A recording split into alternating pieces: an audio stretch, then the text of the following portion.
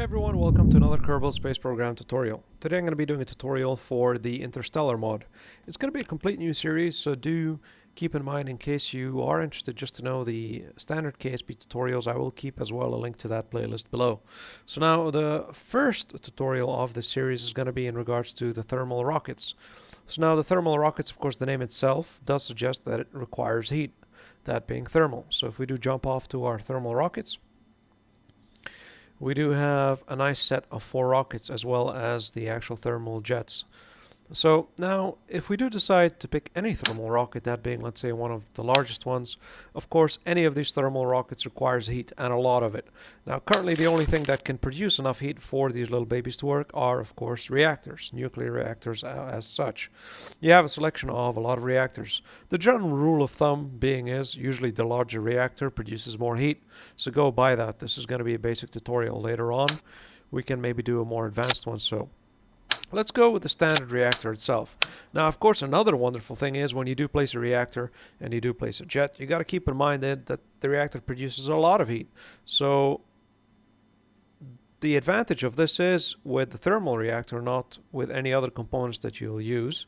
Again, this might be a little bit more advanced, but again, a good thing to keep in mind is the advantage with the thermal reactor is that all the heat is being consumed by the reactor, so you don't really need to radiate or expel that heat while using this. In some way it is a radiator in some sort of way. So, but when the actual engine is off, I don't radiate that heat anymore or expel that heat anymore from the reactor. So it needs to be somehow stored or expelled. So generally speaking, I will need a radiator. So I'm going to stick on a radiator. Now, usually when you install the InterSteller mod, you're going to have this InterSteller thingy-majiggy here. To explain it short, if it's yellow, if it's red, it means you're going to overheat and it's going to blow up and all sorts of chaos is going to happen.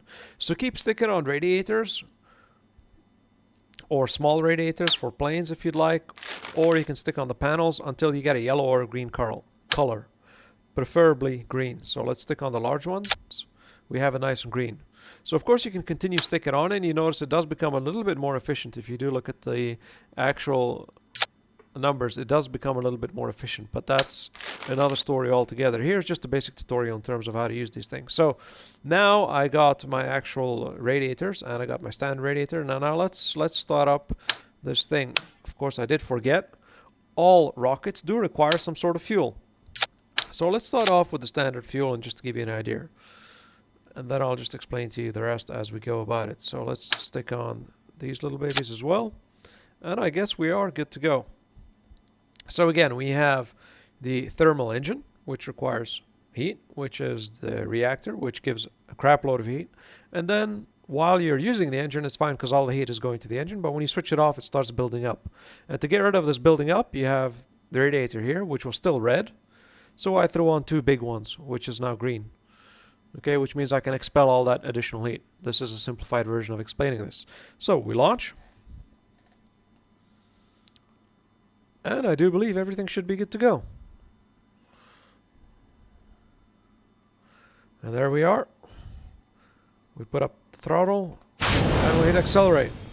Now when we touch that, as you see, we have 973 thrust, which is really nice, and specific impulse is 671, so it's also very, very good in relation to all the standard engines we have.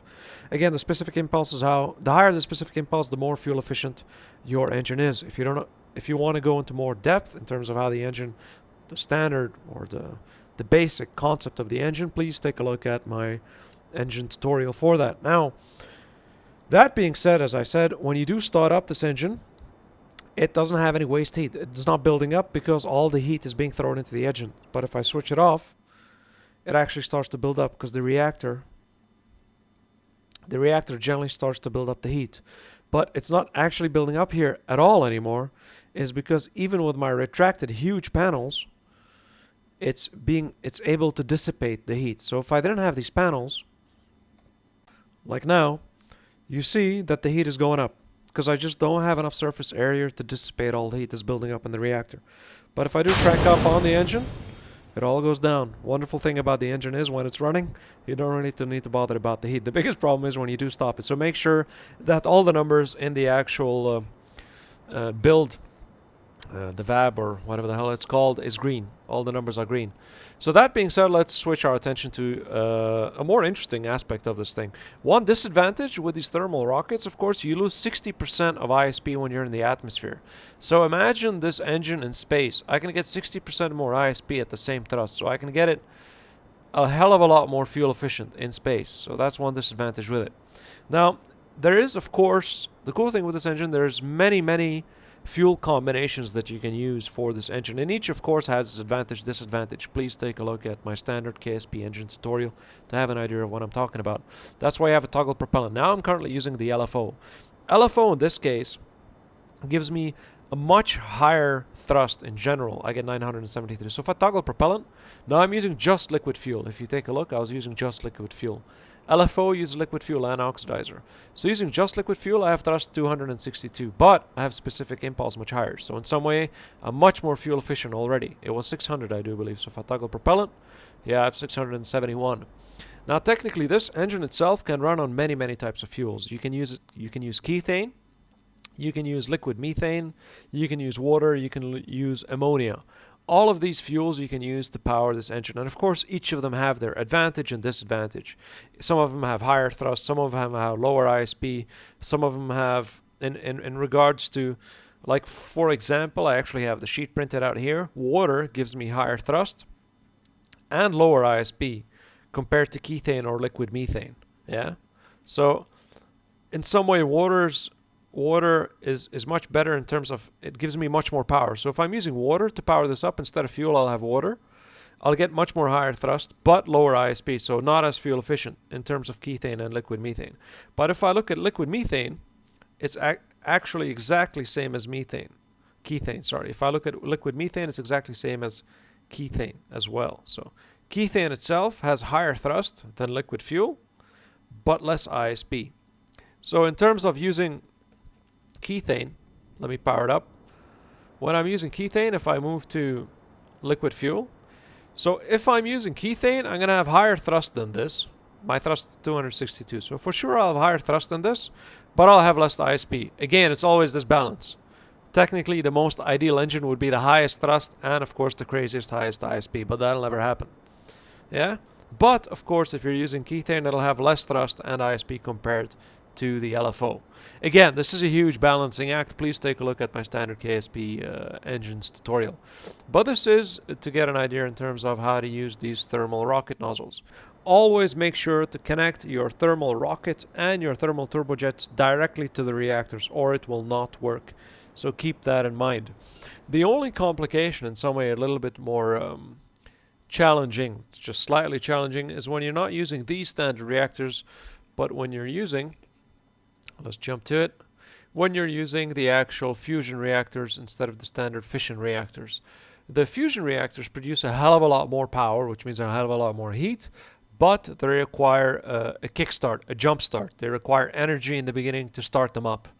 So now let's jump directly to our thermal turbojets, since we have covered literally the thermal rocket nozzles. Another thing that I could add for the thermal rocket nozzles before I finish is that of course you have a huge array of different fuels you can use. You can use methane, you can use liquid methane, you can use kethane, you can use liquid methane plus oxidizer, you can use water, you can use ammonia. Take a look at the wiki page. It pretty much tells you the advantages and disadvantages of each. The general principle is the same. You get either higher thrust to lower ISP or higher ISP but lower thrust. It's always an advantage, disadvantage. It's a balancing act. You have to make your decision based off what mission you are using, where you're going, and what you'd like to achieve in regards to that. Again, I would recommend to take a look at the engines tutorial. So now, to the thermal turbojets. The cool thing with the thermal turbojets, in some way think of it as a Rapier engine. Of course, with a hell of a lot more advantages in regards to that.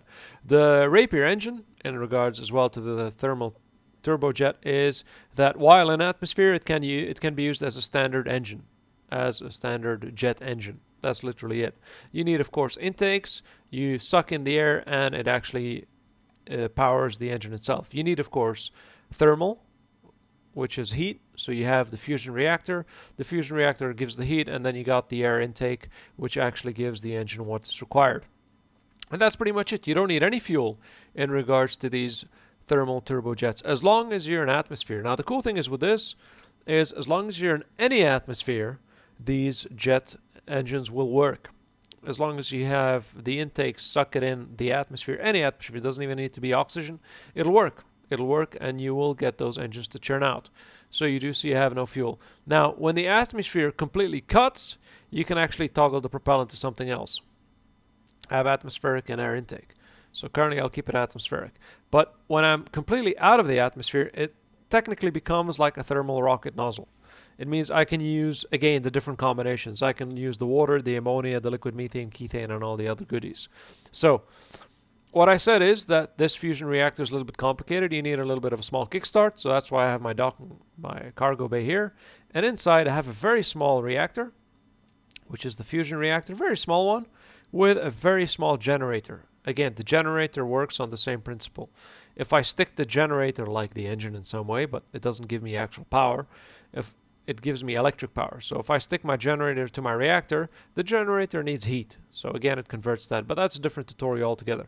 So this is my continuous kickstart that I require, a continuous small kickstart in some way that I require to keep my fusion reactor from starting up and having the power required.